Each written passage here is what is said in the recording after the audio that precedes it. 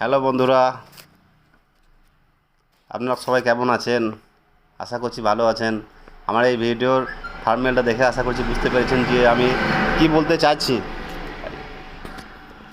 অনেকে আমরা নতুন বাড়ি করি, তো শুরুতে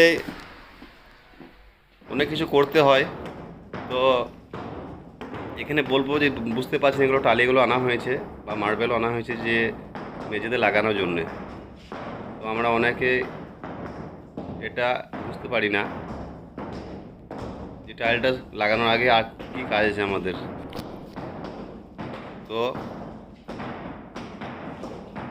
যেগুলো দেখছেন ঠোকাঠুকি করে ছাড়ানো হচ্ছে, এগুলো হচ্ছে সিমেন্ট বালি মাখিয়ে মাখিয়ে একটা লেয়ার জমে গেছে, যেটা রাজমিস্ত্রি ভাইয়েরা কাজ করে বেরিয়ে গেছে, কিন্তু লেয়ারগুলো পুরো জমে গেছে। তো এর উপরে টালিটা বা মার্বেলটা লাগিয়ে দিলে টালিটা পরবর্তীতে ধাপ ধাপ করে আওয়াজ হবে বা টালিটা টিকবে না, ফেঁপে যাবে।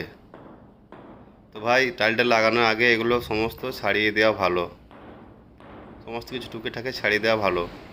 সেটা আমি সবাই মিস্ত্রি ভাইকে বলবো বা বাড়ি মালিককে বলবো এগুলো দিকে একটু নজর দিই আমরা। অনেকে মিস্ত্রিতে আছে যে না পার্টিতে টাকা দেবেন, এটা এক্সট্রা খরচ আমরা করব না। তো সেই পার্টিগুলো বলবো ভাই আপনারা একটু নজর দেবেন প্লিজ, লেবার চার্জটা অন্তত দিয়েন এই কাজটার জন্যে, যে মিস্ত্রি করুক।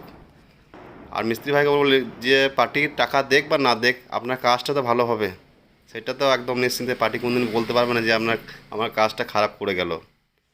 এটার জন্য বলবো যে এটা অত্যন্ত জরুরি যে সিমেন্ট বালিটা পুরো ছাড়িয়ে দিই তারপর টাইলটা লাগায়। থ্যাংক ইউ বন্ধুরা।